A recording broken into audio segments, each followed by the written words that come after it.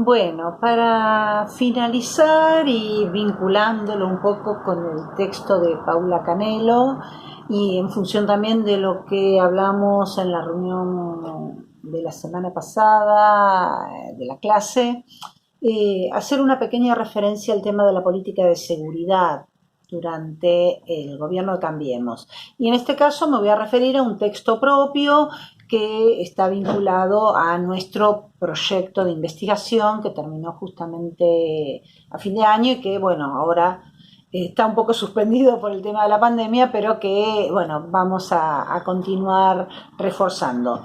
Y tiene que ver con la lógica política de la política de seguridad de Cambiemos y lo que denominamos la demagogia punitiva. Partimos de la hipótesis, del supuesto de que el nuevo gobierno instaurado en el 2015 representa un cambio de orientación de las políticas de seguridad, un cambio que se expresa a través de lo normativo y a través de las políticas. Y acá voy a hacer un alto al respecto. No se trata de un cambio que no tenga líneas de continuidad y líneas de ruptura, como suele suceder.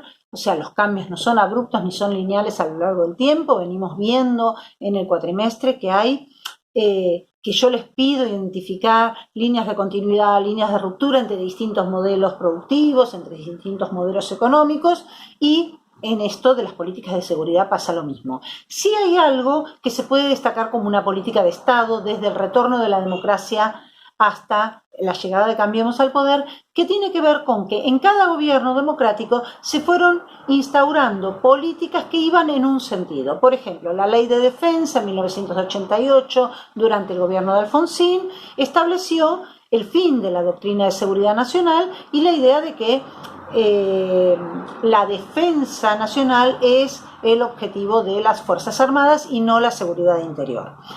En 1991, que se promulga finalmente, se pone en marcha en el 92, la Ley de Seguridad Interior, ya en el gobierno de Menem, queda ahí definitivamente separada el ámbito de la seguridad interior del ámbito de la defensa nacional.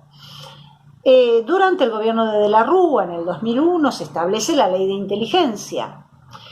Y ya en los años 2000, si bien hay algunos cambios, bueno, vamos a mencionar algunos, como puede ser la creación del Ministerio de Seguridad durante los gobiernos de Cristina Fernández, la creación del Ministerio de Seguridad y la creación de la AFI en 2015 en reemplazo de la CIDE, que va a marcar algunas diferencias. Por ejemplo, no hay fondos reservados, no hay secreto, al estilo que existía antiguamente, es decir, que todos sus empleados no son considerados agentes de inteligencia, por ejemplo los administrativos, etc. Y sobre todo el tema de los fondos reservados va a ser un tema importante. Y además su conducción es política. Bueno, esto cambia a partir del 2015, cuando asume Macri el poder, porque lo primero que se generan son cambios en la AFI. Vuelven los fondos reservados, ahora está estallando esto con todo el revuelo que hay con esta investigación judicial referida al espionaje a políticos, a personajes sindicales, a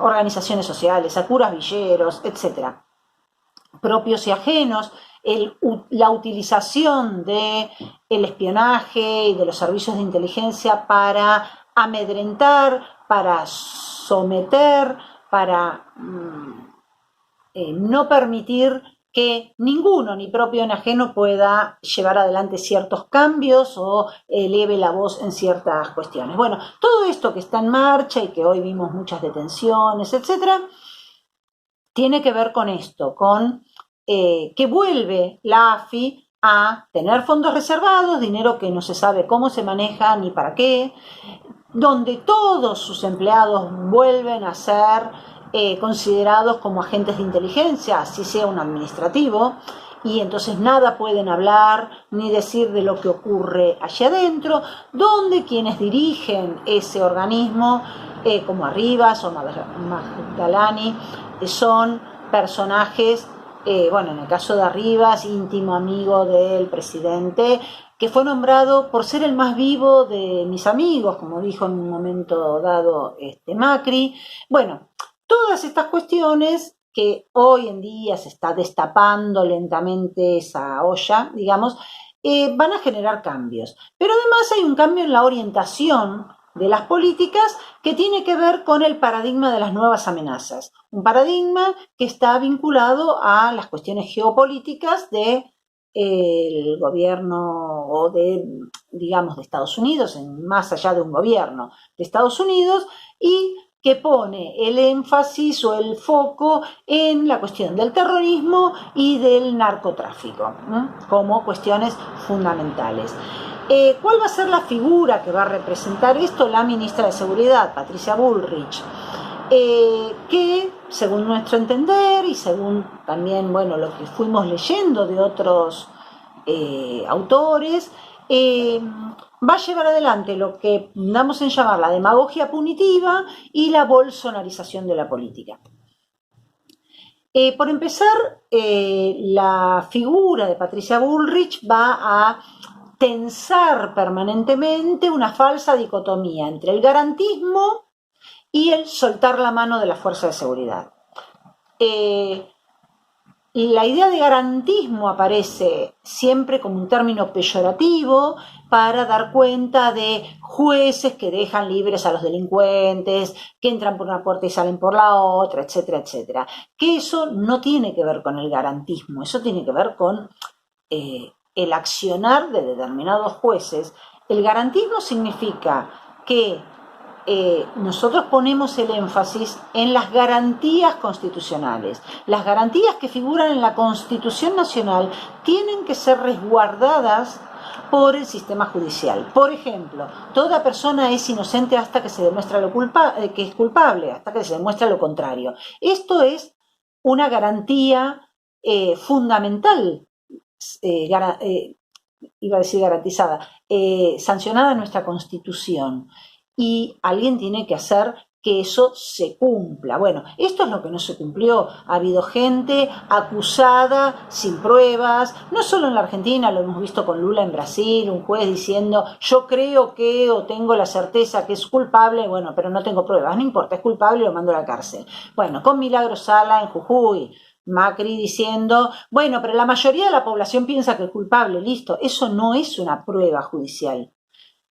Ustedes lo sabrán incluso mejor que yo, o sea, para condenar a alguien tenemos que tener pruebas, lo agarramos con las manos en la masa, tenemos pruebas contundentes, más allá de toda duda. Bueno, estas son las garantías, pero se utiliza como el término populismo, se lo utiliza en forma peyorativa para hablar como la contracara, la mano dura. Entonces nosotros venimos a tener mano dura y para eso soltamos la mano de las fuerzas de seguridad, habilitamos cualquier accionar que tengan las fuerzas de seguridad.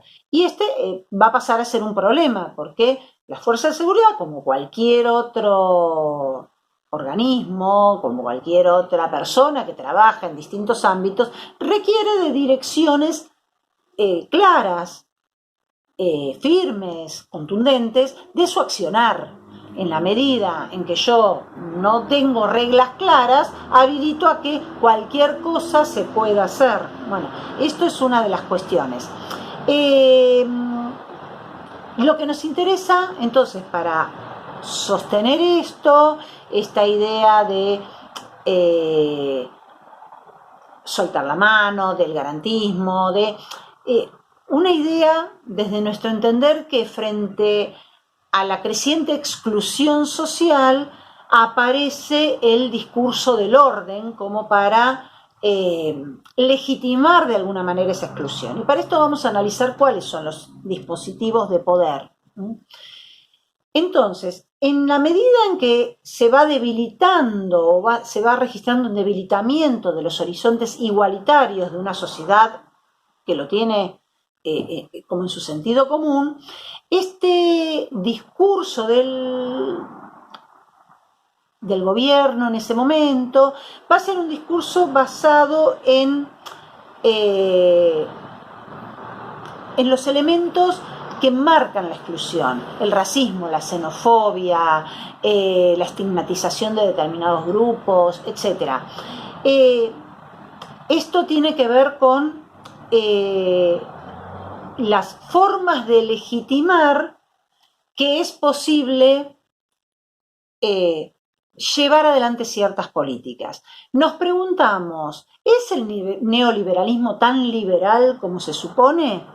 Porque en realidad en tiempos de gran despolitización, de tiempos de poshegemonía, aparece un discurso que es la lógica política que sostiene la política de seguridad, un discurso autoritario, los ñoquis, los planeros, los vagos, aquellos que viven de las prebendas del Estado, los corruptos, etc., contraponiéndolo a un discurso basado en la supraindividualidad, en la hiperindividualidad. Somos los que nos arreglamos por nosotros mismos, y en un tiempo de redes esto habilita el encuentro de individuos que se conectan a través de las redes. Estos serían equipos que se forman, que se conforman y que van a ser como el sustento de estas políticas. Para llevar adelante este discurso vamos a ver que hay consignas hiperinclusivas como contraparte. O sea, por un lado tenemos las consignas exclusivas, son ñoquis, son planeros, son corruptos, son vagos, etc. Puede ser un científico, puede ser un docente o puede ser un empleado estatal, la grasa militante, ¿no? Por el otro lado hay consignas hiperinclusivas, todos juntos, todo es posible, vamos juntos, con apelación a la cercanía, hablan de Cacho, hablan de María, con la idea del sinceramiento, nosotros hablamos con la verdad, un poco lo que decíamos en el texto anterior. El populismo aparece como la mala palabra, entonces bueno, hasta ahora es la pandemia es, el populismo es peor que la pandemia, ¿no? Una cosa así. Bueno, esta idea de populismo punitivo, de la que vamos a dar cuenta y que tomamos también de Paula Canelo, implica un conjunto de medidas de alto impacto, respuestas rápidas, respuestas sencillas a problemas que son muy complejos, ¿no? Entonces aparece como que vamos a resolver la inseguridad con las pistolas Taser, que la gente se arme si tiene ganas de armarse, con la estigmatización, con la judicialización de las protestas sociales o de la política también. Todo este conjunto de cosas aparece como populismo punitivo. Al público se le aparece como una respuesta sencilla. Todos estamos agobiados por situaciones de inseguridad. Las Fuerzas Armadas, las fuerzas de seguridad también están agobiadas porque hacen frente a el robo callejero, el robo más organizado, etcétera, y no tienen quizá las herramientas ni los presupuestos, todos nos vemos agobiados por un tema que nos prometen resolverlo fácilmente.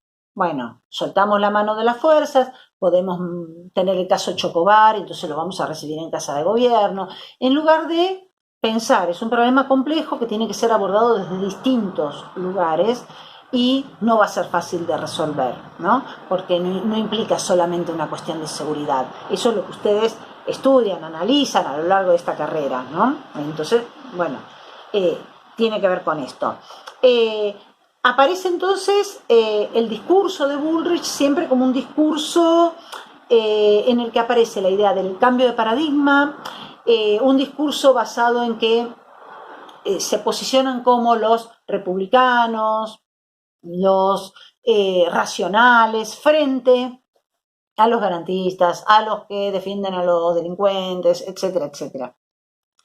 Ahora bien, el objetivo de esta política, que evidencia en los datos algunas cuestiones, por ejemplo, el salto represivo, datos de la Correpi que no se la puede acusar de kirchnerista porque viene haciendo fuertes críticas también al gobierno anterior a Macri, sin embargo, da cuenta con los datos de un salto represivo importante. Bueno, los objetivos de todo este discurso, de esta lógica política, por eso lo titulé La lógica política de la política de seguridad, no es solamente una política de seguridad, hay una lógica política detrás de esto, es algo parecido a lo que hablábamos con el texto de Canelos, lograr una transformación cultural importante en la sociedad argentina, que lleve a que la experiencia del populismo no pueda reeditarse. Con el diario del lunes vemos que esto no fue suficiente porque volvió al poder un gobierno peronista. Pero bueno, ¿qué es lo antidemocrático de este discurso? Básicamente que mientras la economía excluye, se utiliza una retórica, un discurso que inmuniza al resto de la sociedad respecto de estos excluidos. Entonces, nos inmuniza frente a la persona que queda en situación de calle, al vendedor ambulante, al que es reprimido en una manifestación, ante el jubilado que queda sin remedios. Nos va desensibilizando, nos va dejando inermes frente a estas cuestiones. ¿Por qué? Porque básicamente se muestra una sociedad en la que ese discurso del orden apelaría a una sociedad armónica en la que no existiría el conflicto. Y entonces todo aquello que genere conflicto hay que excluirlo. Esta sería un poco la lógica, ¿no? de todo este discurso.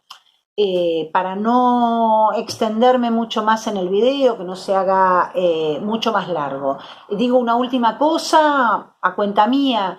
Así como decíamos durante el proceso que no hubiera sido posible imponer la política de Martínez de Oz sin el terrorismo del Estado, sin la represión ilegal, podríamos decir que no se puede llevar adelante un cambio en la economía, en la estructura económica y un cambio cultural si no definimos enemigos a los cuales destruir y a los cuales excluir.